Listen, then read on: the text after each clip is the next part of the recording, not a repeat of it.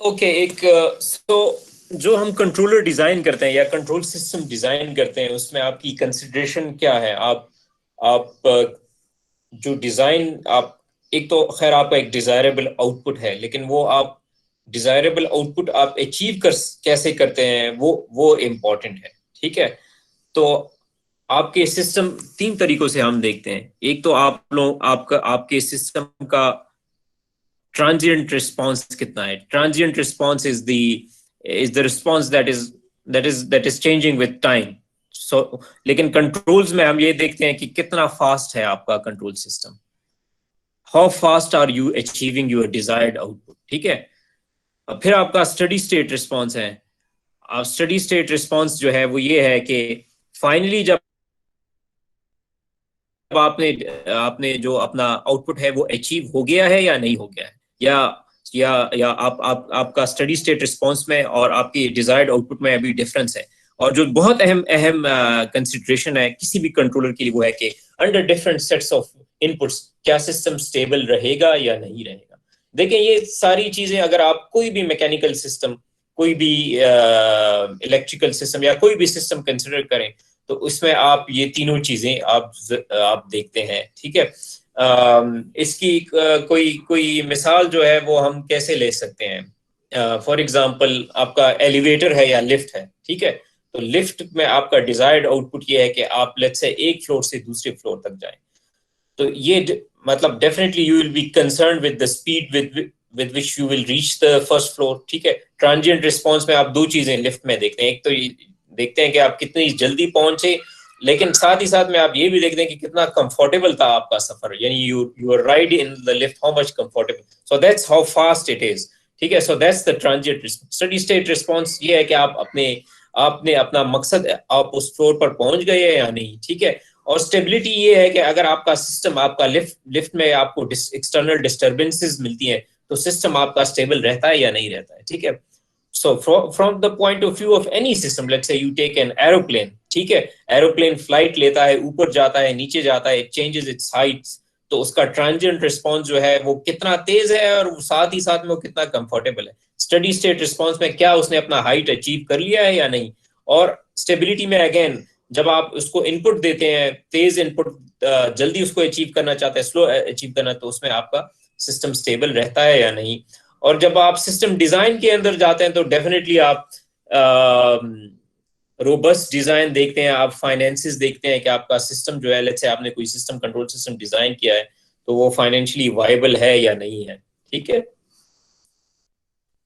अच्छा अच्छा, स्टेबिलिटी को हम जैसे मैंने एक्सप्लेन किया, लेकिन हम इसको मैथमेटिकली देखते हैं। सो अगर आप in order to explain stability, we start from the fact that the total response of the system is the sum of natural response and forces. कोई भी सिस्टम जो है वो उसका रिस्पॉन्स जो है it's the sum of its natural response and the force response system. ठीक है। तो स्टेबिलिटी ये है कि सिस्टम का जो नेचुरल रिस्पॉन्स है वो with the passage of time it should become zero. ठीक है। तो आप जो टोटल रिस्पॉन्स है it should be in response to the force response only.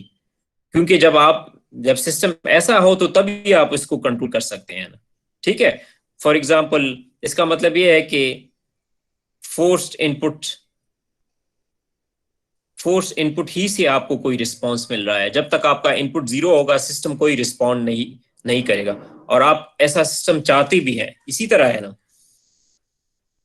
तो स्टेबल सिस्टम वो होता है जिसमें जिसमें रिस्पॉन्स जो है वो with the passage of time वो जीरो हो जाए, नेचुरल रिस्पॉन्स जो है। फॉर एग्जाम्पल अगर इसके थ्रू हम ये अगर आपका टाइम है, ठीक है।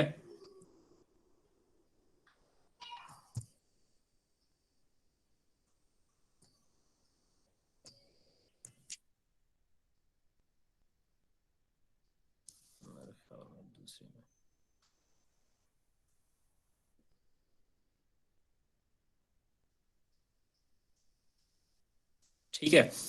तो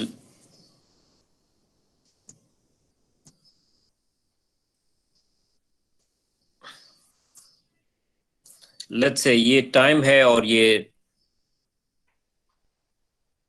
रिस्पॉन्स है ऑफ द सिस्टम है, ठीक है। तो आपने लेट्स से कोई इनपुट दिया, ठीक है, ये आपका इनपुट हो गया विद टाइम, ये इनपुट जो है ये कांस्टेंट है, ठीक है। तो सिस्टम का जो रिस्पॉन्स है वो यूजुअली ऐसा होना चाहिए, ठीक है। अगर आपका सिस्टम अनस्टेबल है तो इसका रिस्पॉन्स ऊपर नीचे करके ज्यादा से विद टाइम जो है, विद टाइम ये इसका रिस्पॉन्स जो है वो बढ़ता जाएगा, जो जो सिस्टम अनस्टेबल है। फॉर एग्जांपल जो अनस्टेबल सिस्टम है उसका रिस्पॉन्स जो है विद टाइम जो है वो बढ़ता जाएगा, ठीक है। तो ये अनस्टेबल अनस्टेबल सिस्टम की मिसाल है। और ये अनस्टेबल सिस्टम, जिस तरह हम रेजोनेंस देखते हैं, आपने रेजोनेंस स्टडी की होगी एफएससी में, तो रेजोनेंस क्या है, आपका रिस्पॉन्स जो है बहुत ज्यादा बढ़ जाता है, तो उसको हम कहते हैं कि अब आपके सिस्टम का रिस्पॉन्स जो है वो अनस्टेबल है। और ये जो है रिस्पॉन्स सिर्फ ये नहीं है कि सिस्टम का natural response it should die out with time, but for example इसको हम इस तरह भी देख सकते हैं कि लेट्स से अगेन, ठीक है, लेट्स से ये with respect to time T है और ये आपका कोई इनपुट है, ठीक है, थोड़ा सा साइनोसाइडल इनपुट है, और ये आप लोगों का सिस्टम रिस्पॉन्स है, ठीक है। तो एक तो सिस्टम रिस्पॉन्स जो है वो हमेशा से याद रखेंगे, ये थोड़ा सा डिलेड रिस्पॉन्स होता है, ठीक है। आप चाहते हैं कि कुछ टाइम बाद जो है आपका इनपुट जो है वो, आपका जो आउटपुट है रेड वाला, ये ये जो है आपके इनपुट को फॉलो करता रहे, ठीक है। तो जो स्टेबल सिस्टम होगा वो इसी तरह होगा, कुछ टाइम बाद जो है वो, कुछ टाइम डिले के बाद वो इनपुट को फॉलो करता रहेगा, ठीक है। जो इसके मुकाबले में आपका जो अनस्टेबल सिस्टम है, तो उसका उसका जो रिस्पॉन्स होगा वो विद टाइम जो है वो लेट्स से वो डिले से शुरू हो गए,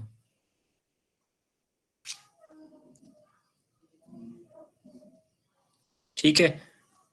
तो वो आउट ऑफ द बाउंड हो जाएगा विद टाइम, इसको हम कहते हैं कि ये अनस्टेबल सिस्टम है, ठीक है। तो आप सिस्टम स्टेबिलिटी की तरफ देखते हैं, और मैं चाहता हूं कि आप कोई यूट्यूब पर होंगी विंड टरबाइन गोइंग अनस्टेबल, आपका aeroplane all of a sudden because of certain inputs going unstable, तो ये जरा कुछ वीडियोस आप देख लें, मैं भी शायद आपके साथ शेयर कर दूं, ठीक है। तो देखें, ये कोई भी सिस्टम है, और उस सिस्टम को किसी कोई भी सिस्टम है उसको आपने ये इनपुट दिया हुआ है, ठीक है।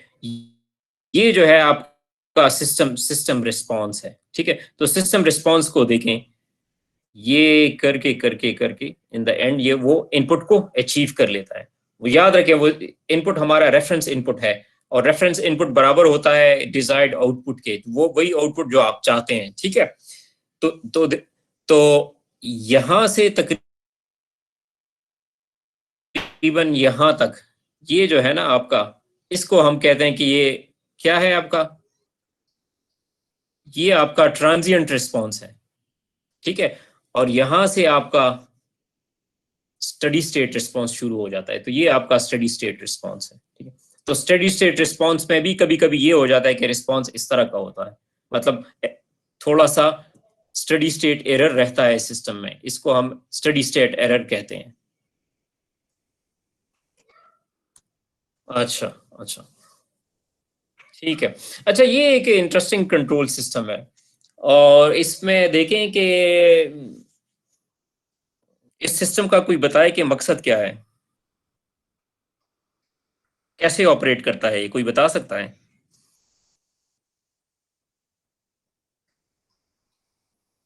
ये कंट्रोल सिस्टम है। इसमें ये जो बॉल फ्लोट लगा है सर, ये जो वाटर लेवल इंक्रीज होने के साथ साथ ये पाइप के साथ जो पुली से ये फ्लोट को पास करके एक वॉल है सर, तो वो कंट्रोल बिल्कुल करते हैं बिल्कुल। वाटर फ्लो, कितना वाटर फ्लो मतलब फॉरवर्ड जाना चाहिए। जब ये टैंक फिल आउट हो जाता है तो वो वॉल कंप्लीटली फ्लो को क्लोज कर देता है।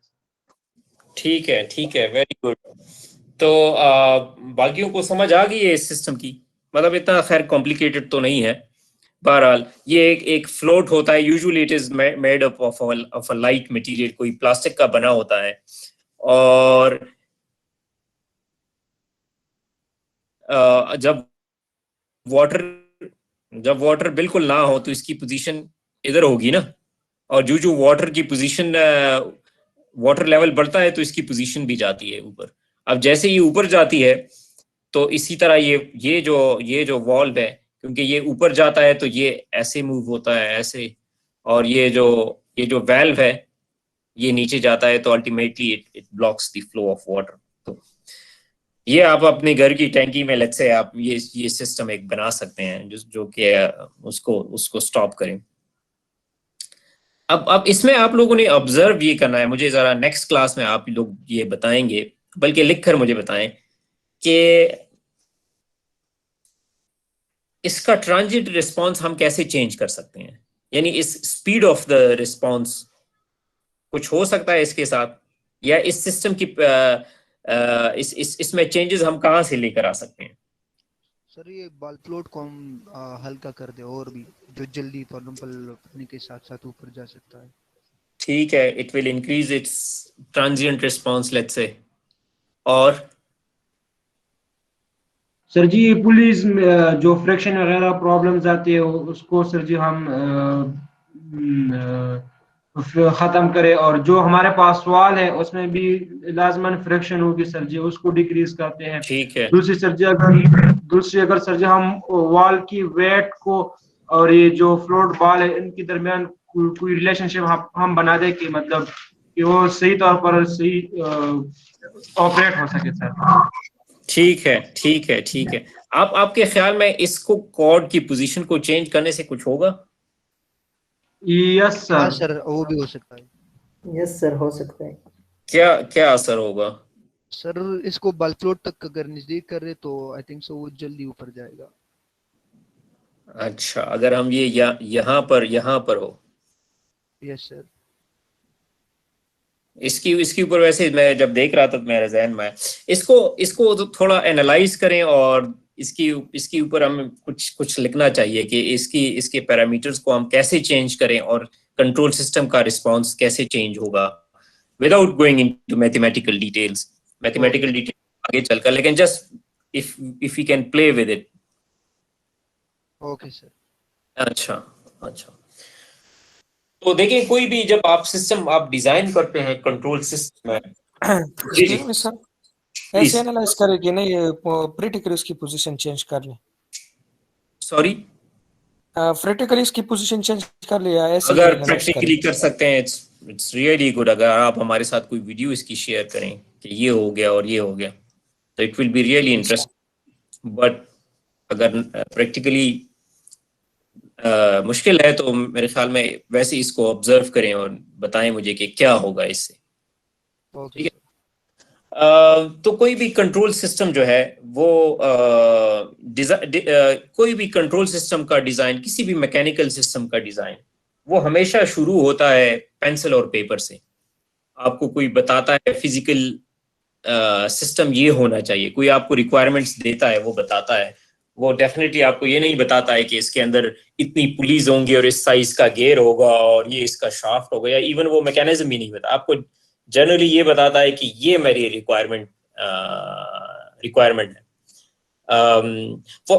फॉर एग्जांपल, एक दफा मैं एक टाइम पर मैकेट्रॉनिक्स का क्लास पढ़ा रहा था, तो हमें एक प्रोजेक्ट आया जिसमें एक कूलिंग सिस्टम उनके पास था, लेकिन वो कुछ इस तरह का था कि जब वो टेम्परेचर अचीव हो जाए तो वो उस सिस्टम के अंदर एक दरवाजा था, वो टेम्परेचर अचीव करने से वो दरवाजा बंद हो जाए।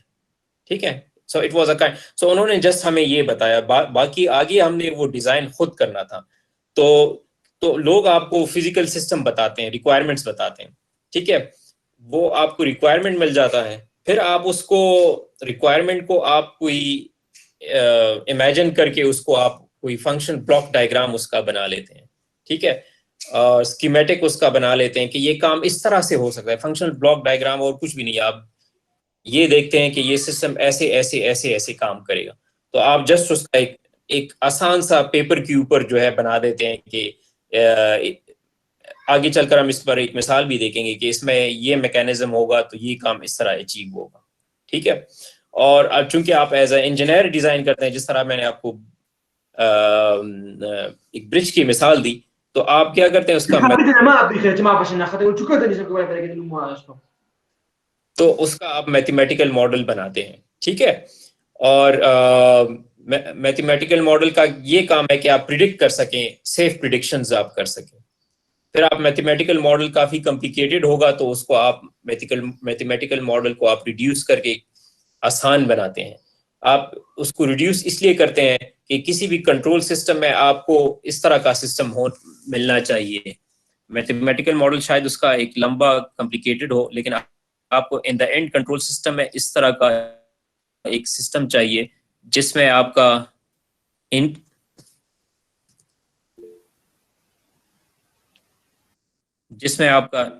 इनपुट हो और आउटपुट हो और सिस्टम हो, ठीक है। तो इन द एंड आप मैथमेटिकल मॉडल को इस तरह से रिड्यूस कर लेते हैं। अच्छा, जो लास्ट स्टेप है वो है कि आप अपने सिस्टम को फिर एनालाइज करते हैं कि सिस्टम स्टेबल रहेगा, अनस्टेबल रहेगा, डिफरेंट सेट्स ऑफ इनपुट अगर इस पर अप्लाई होंगे तो काइंड ऑफ वर्स्ट कंडीशंस अगर इसको मिलेंगी तो सिस्टम का रिस्पांस स्टेबल रहेगा, स्टेबल नहीं रहेगा।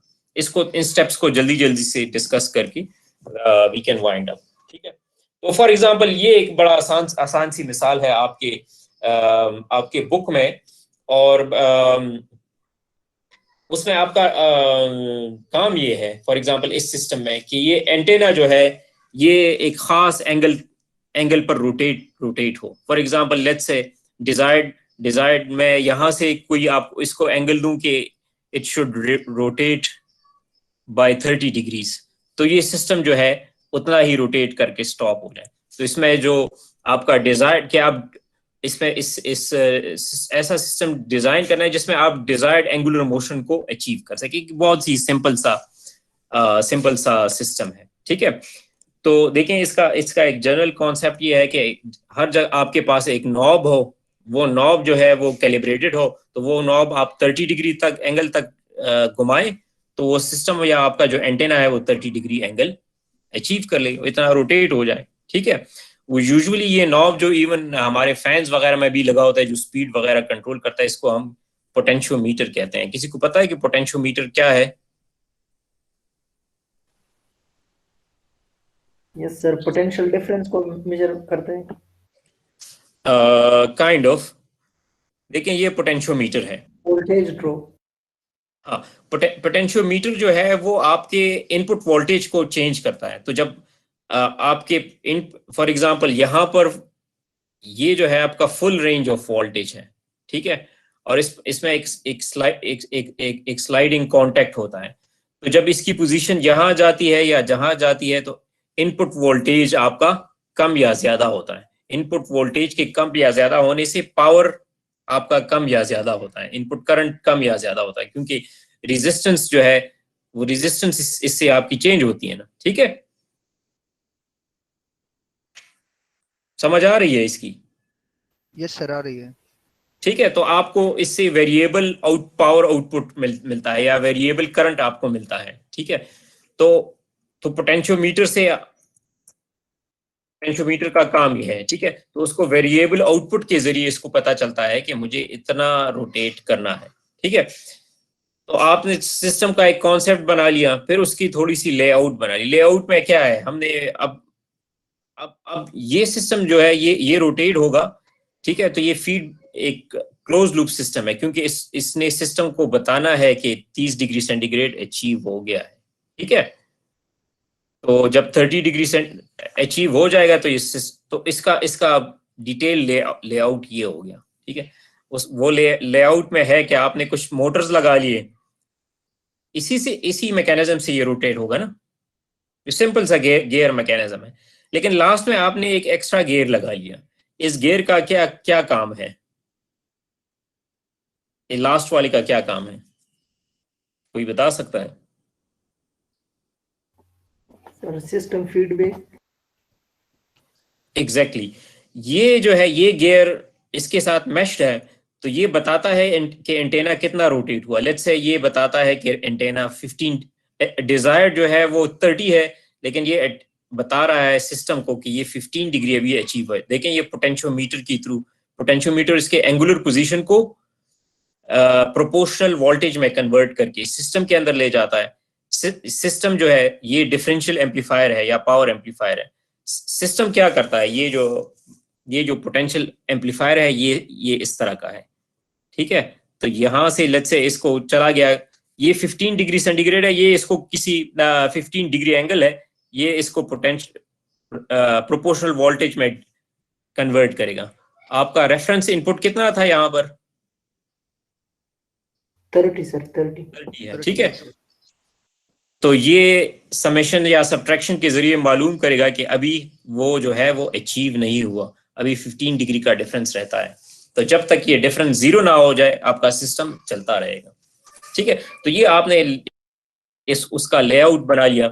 अब देखें ये एक इंटरेस्टिंग है, इस डायग्राम से इस बी से आप ये सिस्टम बना सकते हैं, जिसमें वही सिस्टम है तकरीबन, लेकिन इसमें कंपोनेंट्स आपने स्कीमेटिक में आपने बता दिया है कि ये ऐसे ऐसे हो सकता है। इसमें एक पोटेंशियोमीटर है, देखिए ना, इसको इसकी किसी को समझ आ रही है कि क्या हो रहा है इसमें? एक तो इसमें मोटर है, ये एम्पलीफायर हो गया। एम्पलीफायर जो है वो, एम्पलीफायर का क्या काम है कि जितना कंट्रोल इनपुट चाहिए वो उतना ही देता है इसको।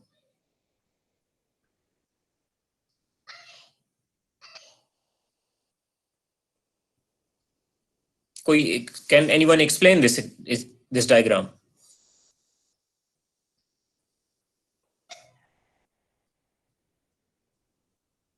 देखिए एंटेना को हमने सिंप्लीफाई कर लिया, उसको जस्ट एंटेना के बजाय हमने कह दिया कि इसका कुछ इनर्शियल मास है, या ठीक है। और साथ ही साथ में उस चूंकि वो जब आप उस पर फोर्स अप्लाई करते हैं तो उसमें कोई फ्रिक्शन भी होता है, तो उसका कोई विस्कस डैम्पिंग भी उसके अंदर है, जो कि कुछ फोर्स उसके अंदर जाकर डिसिपेट हो जाता है। जी, अब तो कोई एक्सप्लेन कर सकता है मेरे ख्याल में इसको।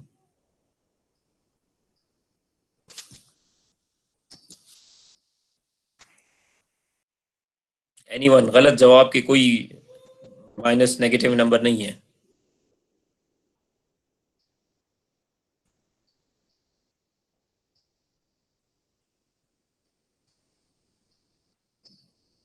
चलो मैं खुद एक्सप्लेन कर लेता हूँ, ठीक है।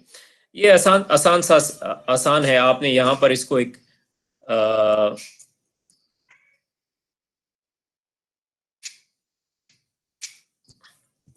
यहाँ पर आपने इसको एक रेफरेंस इनपुट दिया, ठीक है। देखिए वो in the form of some voltage चला गया, ठीक है।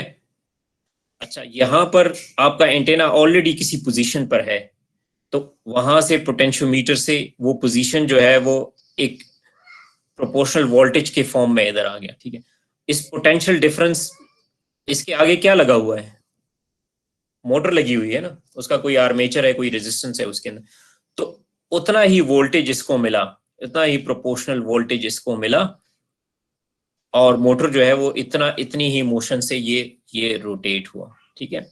आपको पता है कि कौन सी मोटर जो है वो डिजायर्ड एंगुलर मोशन के लिए इस्तेमाल होती है? एक तो ये हमारे पास ये सिंपल से डीसी या एसी मोटर होते हैं जो पंप्स वगैरह में लगे होते हैं, वो कंटिन्यूसली बहुत तेजी से स्पिन करते हैं, तो उसकी आप एंगुलर मोशन को कंट्रोल करना थोड़ा मुश्किल होता है। कौन से ऐसे मोटर्स हैं जिससे आप डिजायर्ड एंगुलर मोशन अचीव कर सकते हैं? जल्दी बताएं। एक एक जो है, एक स्टेपर मोटर होता है, एक servo motor. Stepper motor steps में वो कर सकते हैं, ठीक है। अच्छा अच्छा, तो नेक्स्ट स्टेप में आप उसका फंक्शनल ब्लॉक डायग्राम बनाते हैं। फंक्शनल ब्लॉक डायग्राम हम इसलिए बनाते हैं कि हम हर चीज का हमें एक मैथमेटिकल इक्वेशन चाहिए, ठीक है। तो तकरीबन वही है, लेकिन थोड़ी सी इसमें डिटेल्स जो है वो फंक्शनैलिटी के हवाले से हो गई कि आपके पास एक पोटेंशियोमीटर है, आपके पास एक समिंग जंक्शन है फीडबैक कंट्रोल के लिए, ठीक है। और कंट्रोलर जो है वो आपका सिग्नल एम्पलीफाई करके या पावर एम्पलीफाई करके इसको बताता है मोटर को कि आपने इतना रोटेट होना है, और ये आपका यहाँ से फीडबैक कंट्रोल सिस्टम आ गया। तो ये पूरा फंक्शनल ब्लॉक डायग्राम बन गया है। थोड़ा सा ये स्कीमेटिक और फंक्शनल ब्लॉक डायग्राम में बहुत ज्यादा डिफरेंस तो नहीं है, लेकिन फंक्शनैलिटी के हवाले से ये भी अच्छा डायग्राम है, आपको क्लियर हो जाता है कि कैसे आप अचीव करेंगे, ठीक है। तो कौन कौन से स्टेप से फिजिकल सिस्टम है आप उसको समझें, उसका फंक्शनल ब्लॉक डायग्राम या स्कीमेटिक ब्लॉक डायग्राम बनाएं। फोर्थ स्टेप पर है कि उसका आप मैथमेटिकल मॉडल जनरेट करें। मैथमेटिकल मॉडल जब आपके, जिस तरह मैंने आपको कहा ना कि मैंने अपने काम में हम एनर्जी मॉडल का मतलब ये होता है कि आप वाया सिमुलेशन मालूम कर सके कि इतना इनपुट होगा कि सिस्टम का रिस्पांस कैसा है, और अगर ये इनपुट होगा तो उसका आउटपुट ये होगा। तो इसलिए हम जाते हैं मैथमेटिकल मॉडल में। मैथमेटिकल मॉडल जो है वो आप डिपेंड करता है कि आपका सिस्टम कैसा है, तो उसी तरह के आप फिजिकल लॉज अप्लाई करते हैं। फॉर एग्जांपल, अगर आपका कोई हीटिंग सिस्टम है तो आप जो है वो हीट ट्रांसफर के लॉज वहां पर अप्लाई करते हैं। अगर आपका कोई इलेक्ट्रिक सिस्टम है तो आप जैसे सिंपली किरचॉफ्स वोल्टेज लॉ या करंट लॉ। अगर आपका कोई मैकेनिकल मोशन है तो आप वहां पर न्यूटन्स लॉज अप्लाई करते हैं, सिस्टम को पहले मॉडल करते हैं। जैसे आप लोगों ने कोई स्प्रिंग मास सिस्टम मॉडल किया है कोई? Yes sir. तो वो स्प्रिंग मास सिस्टम में आप क्या करते हैं? सर उसमें हुक अप्लाई करते हैं मैथमेटिकल तो मॉडल। हुक्स लाई अप्लाई होते हैं। लेकिन उसमें इन द एंड आप क्या करते हैं कि सिस्टम की एक्सेलरेशन जो है वो इस चीज के बराबर है। आप उसका मॉडल बनाते हैं कि acceleration is equal to force plus mass plus stiffness of the system divided by the mass. तो वो आप उसका मॉडल बनाते हैं कि एक्सेलरेशन जो है या सिस्टम की वेलोसिटी या सिस्टम का पोजीशन जो है वो इन चीजों पर डिपेंड करता है। तो वो बेसिकली सिस्टम का मॉडल है, ठीक है। तो यहाँ पर भी आप सिस्टम का मॉडल बनाते हैं, और वो मॉडल आप कैसे बनाते हैं? डिफरेंशियल इक्वेशंस के थ्रू आप सिस्टम का मॉडल बनाते हैं, ठीक है। तो जो आपका सिस्टम का मॉडल है, ये सिस्टम का डिफरेंशियल इक्वेशन के थ्रू आप, ये सिस्टम का रिस्पांस है, ठीक है, और ये आपके सिस्टम के इनपुट्स हैं। तो आप जितने इनपुट्स और जितना वेरिंग इनपुट है उसके हवाले से सिस्टम का रिस्पांस क्या होगा, ये आप मॉडल करते हैं। ये आगे चलकर हम इसको मॉडल करेंगे, ठीक है। Yes sir. और तो मैथमेटिकल मॉडल कैसे आप डिफरेंशियल इक्वेशन के जरिए मॉडल कर सकते हैं, ट्रांसफर फंक्शन के जरिए output divided by input, system की प्रॉपर्टीज को, या आप एक स्टेट स्पेस मॉडल आप उसका बना सकते हैं। ये हमने डिफरेंशियल इक्वेशन का सिस्टम बनाया है। आगे चलकर हम सिस्टम का ट्रांसफर फंक्शन मॉडल बनाएंगे। ट्रांसफर फंक्शन मॉडल मतलब क्या है? फॉर एग्जांपल, ये आपका सिस्टम है, ये उसका कोई आउटपुट है, ये उसका इनपुट है, ठीक है। या हम इसको एक्स कह देते हैं। तो y और x जो है आपका ट्रांसफर फंक्शन मॉडल हो गया। इसी तरह स्टेट स्पेस मॉडल के बारे में आप लोगों ने सुना है? स्टेट स्पेस मॉडल के बारे में? No sir. No sir. State space model इस तरह मॉडल होता है, जैसे हमने यहाँ इसको,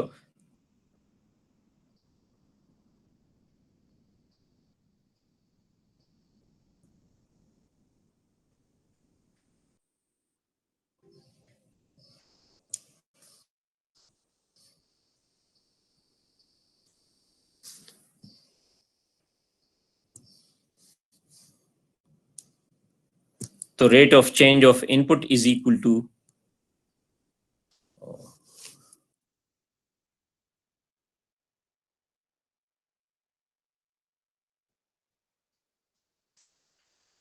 मेरे ख्याल में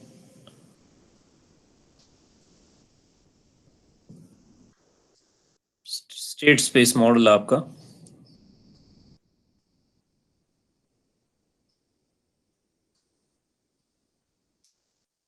ऐसे मॉडल होता है।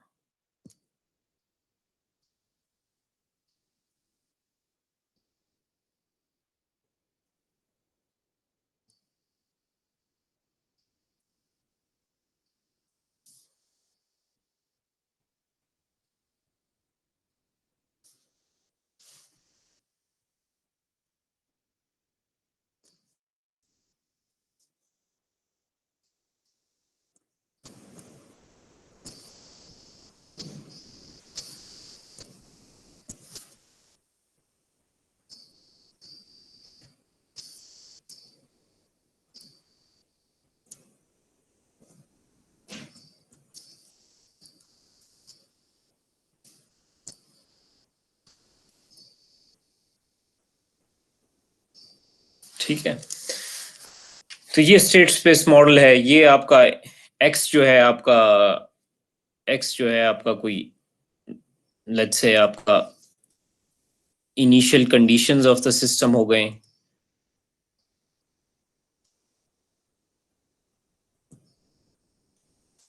यू आपका जो है वो इनपुट टू द सिस्टम हो गया, ठीक है, और वाई आपका आउटपुट हो गया। मैंने अपनी पीएचडी की में इस सिस्टम के ऊपर इस तरीके से मॉडलिंग की थी, ठीक है। तो ये स्टेट स्पेस मॉडलिंग है, इसको हम आगे चलकर इसी कोर्स में इन डिटेल पढ़ेंगे, ठीक है। और मैं जिस तरह मैंने आपको बताया कि फिर आप ये जो पूरा आपने एक सिस्टम, जिस तरह वहां पर आप लोगों ने एक सिस्टम बनाया, उसको फिर आप सिंप्लीफाई करके यहाँ से इस सिस्टम को आप सिंप्लीफाई करके इससे ये सिस्टम बना लेते। तो ये आपकी डिजाइन स्टेप्स जो हैं ये इस तरह से कंप्लीट हो गए। और जो लास्ट स्टेप है वो ये है कि आप इस सिस्टम को मैथमेटिकली एनालाइज करें, ठीक है। तो मैथमेटिकली एनालाइज कैसे करते हैं कि आप इसको सिस्टम पर डिफरेंट इनपुट सप्लाई करते हैं और आप देखते हैं कि under that conditions of input ये जो सिस्टम है आपका, ये वो डिजायर्ड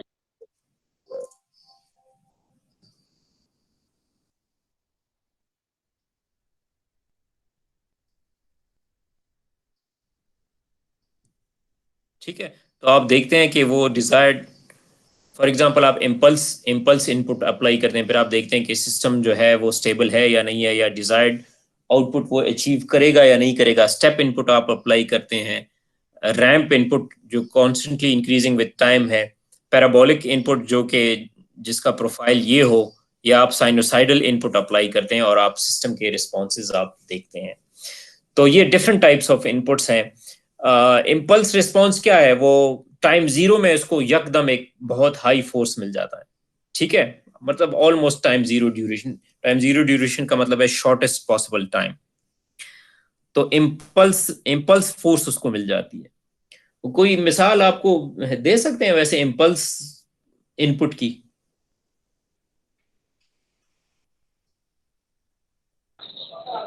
सर बिजली का झटका जब कभी कभी महसूस होता है, या डैम्पिंग सिस्टम सर जी। नहीं, इम्पल्स फोर्स आपने अप्लाई किया। इम्पल्स फोर्स जो है कोई मिसाल, हैमर लगाना बिजली सर, का झटका भी चले हैमर हो सकता लगाना है, सर। हाँ? यस, हैमर, या आप एक्सीडेंट वगैरह जब हाँ बहुत आसान मिसाल इसकी है, when you kick a football, ठीक है। यस सर, यस तो sir. It's almost in a shortest possible time इसको यकदम एक फोर्स मिलती है और आप उसका रिस्पांस देखते हैं, तो वो उसका इम्पल्स रिस्पांस हो गया वो सिस्टम का। इसी तरह आपके पास स्टेप रिस्पांस है। स्टेप रिस्पांस की कोई मिसाल आप दे सकते हैं?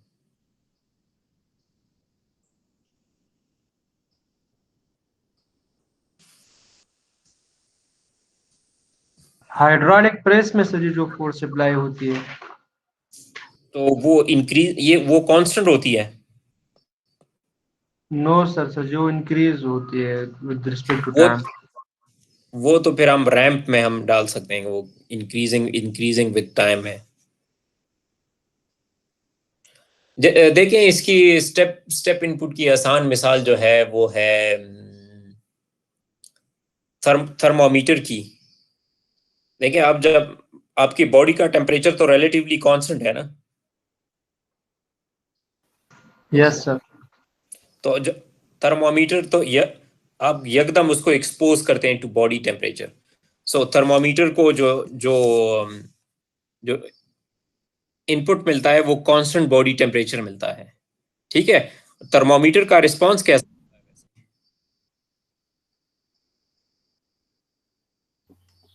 टाइम सर है? इलेक्ट्रिक स्विच भी हो सकता है।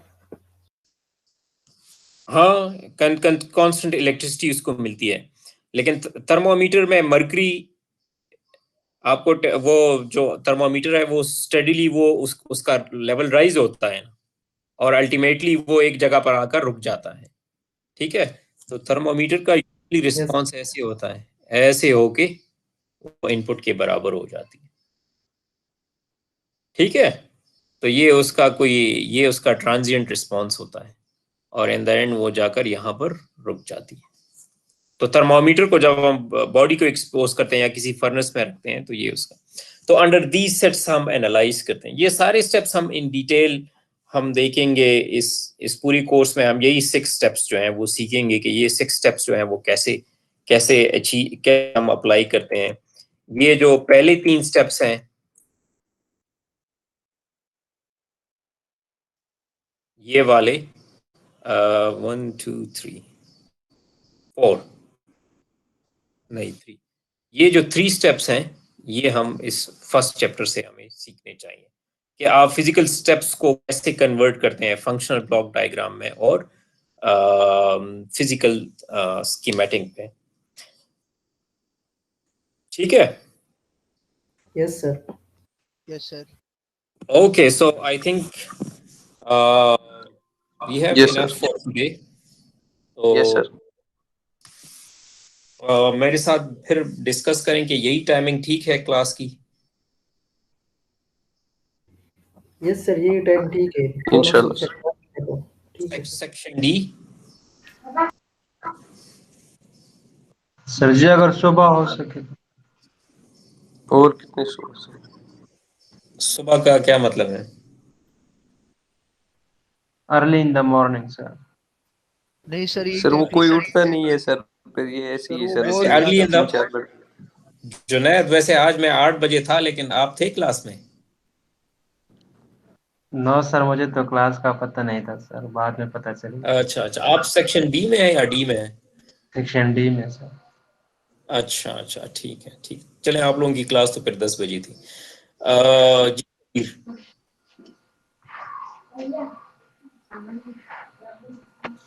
Sir, excuse me sir.